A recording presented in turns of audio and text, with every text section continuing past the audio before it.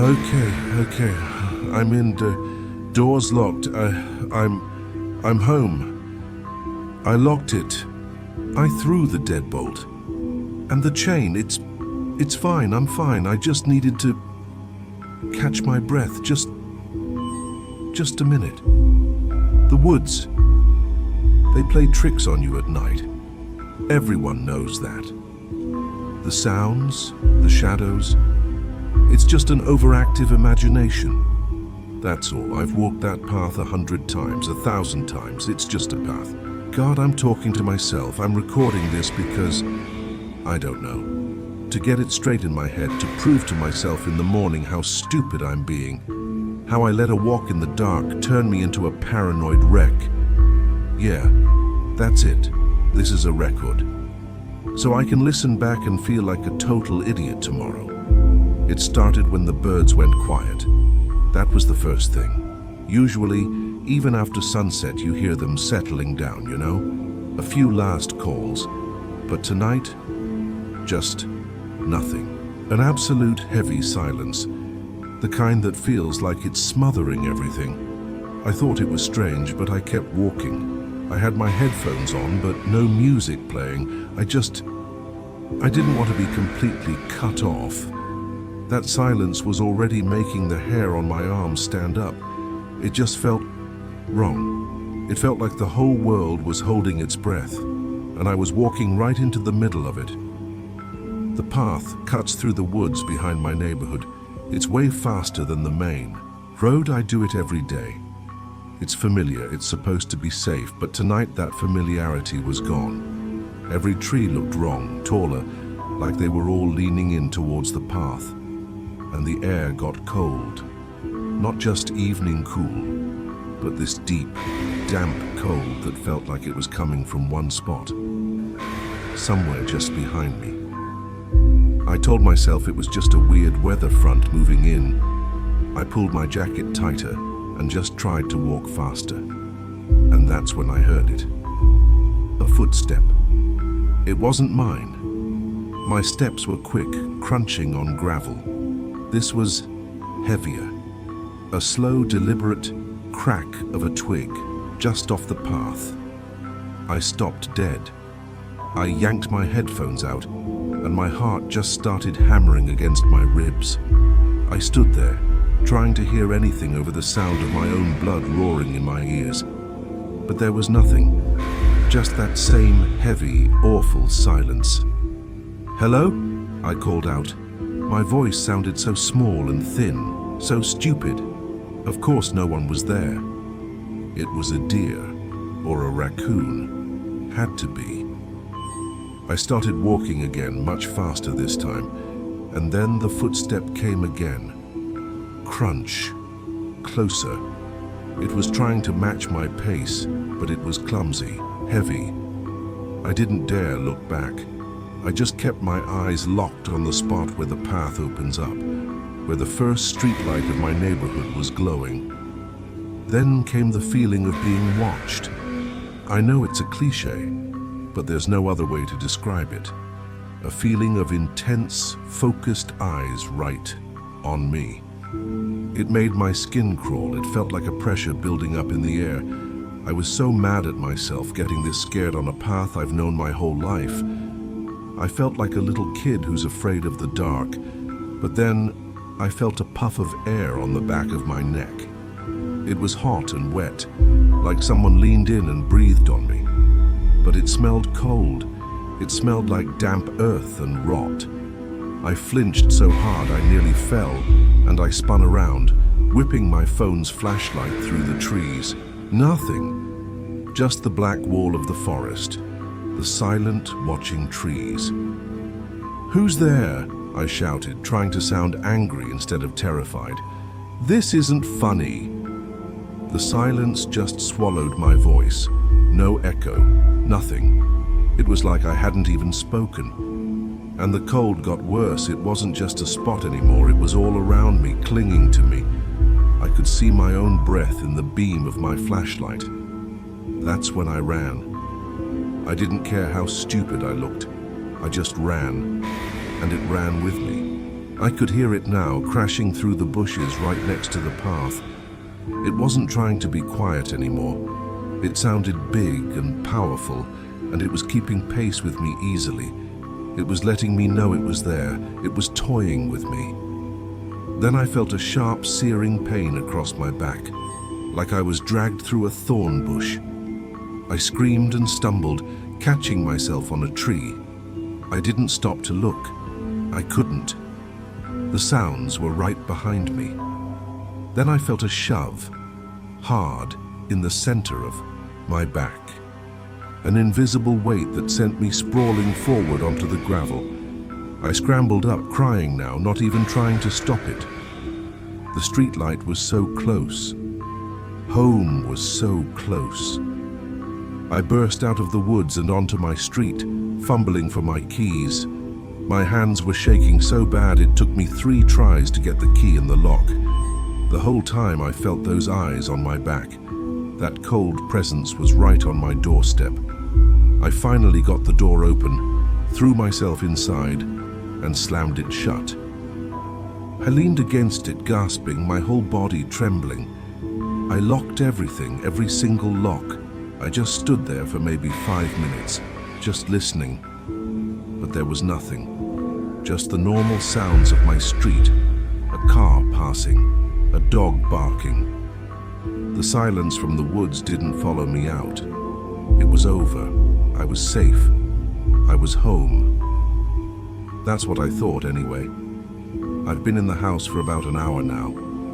For the first 20 minutes, I just sat on the floor with my back against the door. The adrenaline started to fade, and I just felt exhausted and stupid. I let myself get spooked. It was probably just some kids messing around, or a big animal. The scratch on my back. I must have run into a branch in my panic.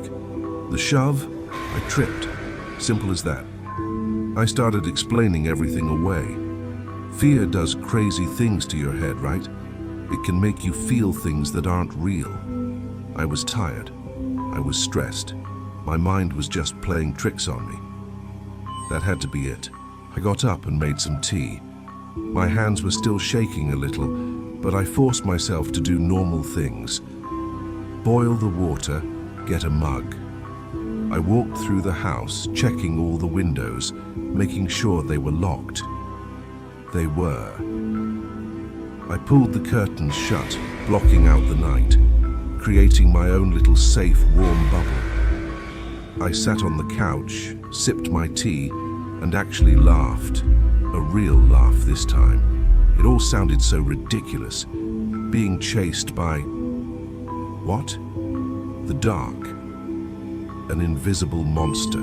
It's the kind of story you tell your friends for a laugh. The time I completely lost it on the way home. I even took off my jacket to check my back in the mirror. Just a few thin, red scratches. They could have easily come from a branch. See? A rational explanation. The tension in my shoulders started to ease. I was home. I was safe. The doors were locked. Nothing could get in. I decided to just try and forget it. Put on a movie, get my mind off it. The house was quiet. The old, familiar quiet. The hum of the fridge, the tick of the clock in the hall, the sounds that meant safety. That meant I was alone. But that feeling of being watched, it hadn't completely gone away. I kept glancing over my shoulder at the dark hallway or at the curtains like I expected to see a face peering in. It's just leftover anxiety, I told myself. It'll pass. It has to. Because the alternative is that I didn't imagine it, that it was real. And if it was real, then the question wasn't if I had escaped it. It was if it had simply let me go. It started so subtly I almost missed it. I was in the kitchen rinsing my mug when a floorboard creaked upstairs, right above my head, in the spare bedroom. Now, this old house creaks all the time, but I know it sounds. And this was different. It wasn't a groan or a settle. It was a single distinct creak, the sound of a footstep. My blood ran cold. I stood frozen at the sink and just listened. The hum of the fridge suddenly seemed deafening. The clock in the hall ticked on. I waited. For a full minute, nothing. See? I told myself, my heart still beating way too fast. Nothing. It was just the house. You're on edge. You're scaring yourself. I turned off the kitchen light and went back to the living room. I sat down, but I couldn't focus on anything. Every tiny sound was magnified. A pipe knocking in the wall sounded like tapping. The wind rattling a window sounded like scratching. I was turning my own home into a haunted house. Then the lights flickered, just for a second. A quick stutter, then back to normal. Old wiring. This house is full of it. It always does that when it's windy. Nothing to worry about. But it wasn't windy. I looked outside. The tree in the front yard was perfectly still. I stood up and walked to the thermostat. The air in the living room had gotten chilly. Not just cool, but that same familiar damp cold from the woods. I looked at the display. The heat was on, set to 70, but I had goosebumps all over my arms. "This is not happening," I whispered to the empty room. "You are imagining this." I walked in a slow circle. The cold spot seemed to be right here, by the armchair. It was intense. I could feel the temperature drop on my skin as I moved through it. There was no draft. It was just a pocket of impossible cold. I backed away from it slowly, staring at the empty space as if something was standing there. All my rational explanations were just falling apart.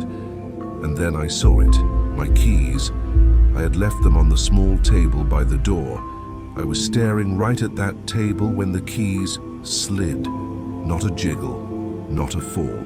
They slid slowly, about 3 inches across the wood, like they were nudged by an invisible finger. They moved with a smooth, silent motion that was utterly terrifying. I couldn't breathe. I couldn't move. I just stared at those keys. My keys. The keys that let me into my safe house. The keys that were now being moved by something that had come in with me. All the denial was gone. All the self-doubt vanished, replaced by a cold, sharp certainty that was worse than any fear I felt in the woods. Because in the woods I could run, I could escape. Here, I was already in the trap. It wasn't outside anymore. It wasn't trying to get in. It was already here. The house doesn't feel like mine anymore. The comfort is gone, replaced by this thick, heavy sense of danger. Every shadow seems too long. Every corner seems too dark. The silence is back. That same heavy, watchful silence from the woods. It has filled up my home. I stood there for a long time, just watching the keys, waiting for them to move again. They didn't. It was like it knew I'd seen. It was playing with me.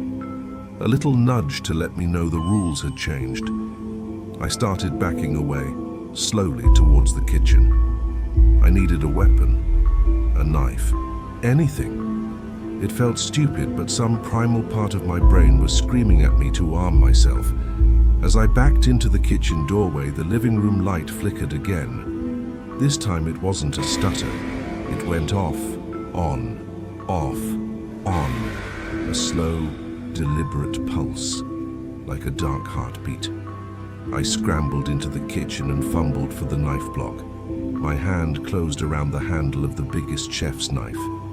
It felt heavy and useless. What was I going to do? Stab the air? Then I heard a sound from the living room, a soft whispering. Shh. A quiet, drawn-out hiss, like static, but with a voice behind it, a voice made of dry, rustling leaves. I held my breath. clutching the knife. The kitchen light flickered and died, plunging me into darkness except for the faint glow from the microwave clock. Shh. It was closer, just on the other side of the doorway. I could feel the cold pouring into the kitchen, that damp, earthy smell. It was right there. My phone. I had to call someone, the police, anyone. I kept my eyes locked on the dark doorway as I fumbled in my pocket for my phone. My fingers were slick with sweat. I pulled it out. No service. Of course, not one bar. I always have service here. Always. I tried the Wi-Fi. It was off. The icon grayed out. It wouldn't turn on. A new sound came from the hallway. Tapping. A slow, rhythmic tap, tap, tap on the wall. It was moving down the hall, towards the stairs. It was exploring, mapping out my home. A surge of desperate, cornered anger hit me. "What do you want?" I hissed into the darkness. The tapping stopped. The silence that followed was somehow worse. It was listening. Then, a voice. My voice. "What do you want?" it whispered back from the hallway. It was a perfect copy, but hollow, empty. All the life had been scooped out of it, leaving this dead, flat echo. I felt sick. It wasn't just in my house. It stole my voice. The tapping started again, but on the banister this time. Tap, tap, tap. It was going upstairs, to my bedroom. I felt helpless. I was trapped. It was blocking the front door. It was in the hallway. The only way out was the back door in the kitchen. But then what? Run back out into the night where it was strongest. A loud bang from upstairs made me jump so hard I dropped the knife. It clattered on the tile floor. A door had slammed shut. My bedroom door. I had to get out. Right now. I scrambled for the knife and back towards the sliding glass door. My escape. I reached behind me, my hand finding the lock. It was already unlocked. I never leave it unlocked. My heart just sank. It knew. It was one step ahead of me. This wasn't a chase. It was a game. The woods weren't the hunting ground. My home was. I slid the door open a crack. The night air rushed in, but it wasn't fresh. It was thick with that same cold. It was waiting for me out there, too. It was everywhere. The realization hit me like a punch. There was no escape. It didn't follow me home. It led me here. There's no more running. The back door is open a crack, but I can't make myself go through it. It just feels like stepping from one cage into a bigger one. The feeling of being watched is everywhere now. It's in the air I'm breathing. I'm standing in the kitchen, the useless knife back in my hand. My body is just locked up, hyper-aware. Every creak, every hum is a threat. My mind is racing, trying to find a reason, a weakness. But there's nothing. How do you fight something that has no body? How do you reason with something that uses your own voice against you? A floorboard creaks upstairs. Then another. It's moving from my bedroom now towards the top of the stairs. Slow, heavy. The sound of someone pacing, or maybe enjoying this. "Leave me alone," I say. My voice is shaky, but I'm trying. I'm talking to it now, acknowledging it. The footsteps stop. Silence. I wait, my knuckles white on the knife handle. My eyes are fixed on the dark doorway, expecting, I don't know what. What comes is a scraping sound, something heavy being dragged across the upstairs floor. Scrape. It's a horrible grating noise that sets my teeth on edge. Scrape. Thump.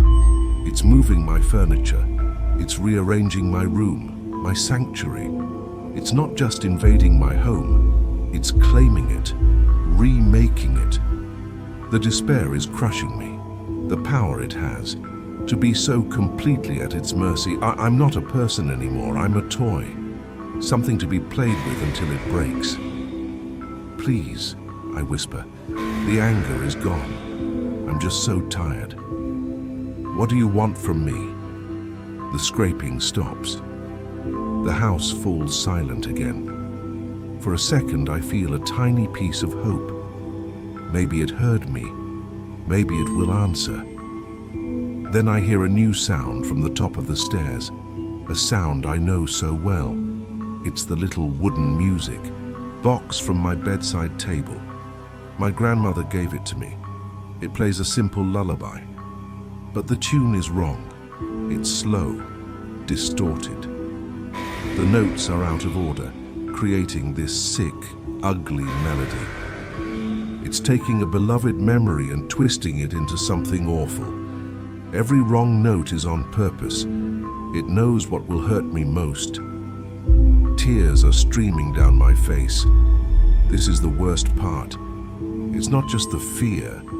It's this intimate violation, taking my personal treasures and turning them into instruments of terror. The music box stutters and dies, and the heavy footsteps begin to descend the stairs. Thump, thump, thump. Slow, deliberate, inevitable. Each step is a countdown. I can feel the pressure in the air changing, the cold flowing down the stairs like a thick, invisible fog. I can smell the damp earth, the rot. I'm paralyzed, my feet are glued to the floor. The back door is right there, but I can't move. My fight or flight response is just broken. There's nowhere to go, and there's nothing to fight. I don't know why I'm still recording this. Maybe someone will find this phone. If you're watching this, don't come looking for me. There's nothing to find, just burn the house down. Maybe that will stop it. Or maybe it'll just set it free, I don't know. If you've ever felt like you're being watched, if you've ever felt a cold spot in a room, maybe it's not your imagination. Listen to that feeling. Run and don't ever look back. Leave a comment. Tell me what you would do. What can anyone do? The footsteps are at the bottom of the stairs. They've stopped. It's in the hallway now, just out of sight. The silence is absolute. It's the moment before the strike. I can feel it gathering itself, its attention focused completely on me. A predator that has cornered its prey. I can't see anything, but I feel the cold breath on my neck again, even from across the room. I feel the weight of its presence pressing down, making it hard to breathe. The light on the microwave blinks. 11:37 p.m. My hand is still clutching the knife. It's slick with sweat, useless. For a second, I thought maybe it had gone. The house felt still. I almost breathed again. Then the grandfather clock chimed. But it's not midnight, it chimes once. A deep, loud bong that echoes through the house. Then again, and again. It's chiming 13 times. And then, from the hallway, a new sound. A low chuckle, dry and guttural, full of ancient amusement. The doorknob to the basement begins to rattle, violently, as if something wants out. But I know that's not it.